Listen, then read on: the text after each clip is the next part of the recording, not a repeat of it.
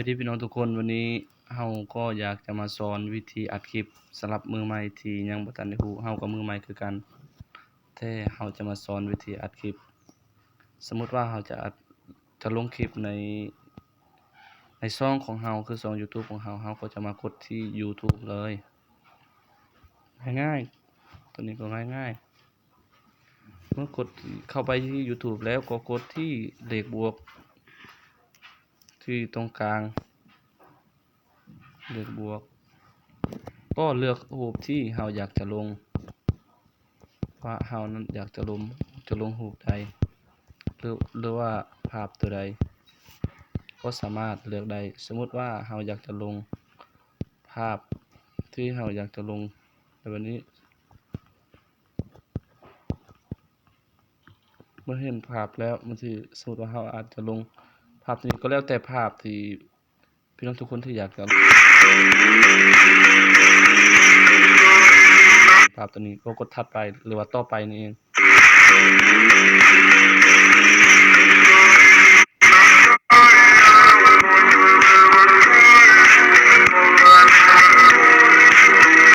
กดอีกก็แล้วแต่ผู้ที่ตั้งกดต่อไปแล้วเราก็เขียนบรรยายใส่ซองของเราแล้วก็เขียนบางอย่างที่อยากจะบอกเกี่ยวกับภาพวิดีโอ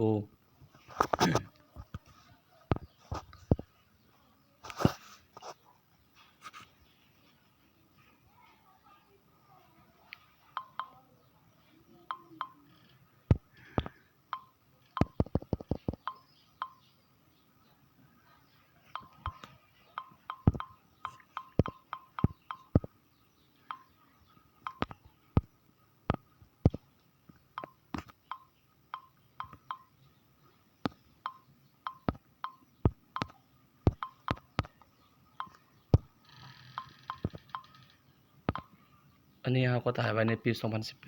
2018 อยากจะลงรูปในต้นปี 2018 สมมุติว่าเราอยากจะลงรูป 2018 หรือว่าแล้วแต่ภาพที่พี่น้องอยากจะลงก็เขียนบรรยายเลยอธิบายเลยแต่อันนี้สำหรับตัวข้อยเด้อแต่สำหรับตัวทุกคนที่เบิ่งก็สามารถเฮ็ดแบบใดก็ได้ตามที่ใจมักเกี่ยวกับภาพตัวนี้แล้วก็โหลดถัดไปนะครับหรือว่าอัปโหลดนี่เองเราจะมาเข้าที่อัปโหลดส่งวิดีโอก็เรียบร้อยประมาณนี้วิธีอัดคลิปแบบง่ายๆถ้าหากผู้ใดที่เห็นแล้วอย่าลืมกดติดตามกด Subscribe หรือกระดิ่งอินบ็อกซ์ก็ได้เพื่อเป็นที่กำลังใจในภาพต่อๆไปขอบใจทุกคนที่ชม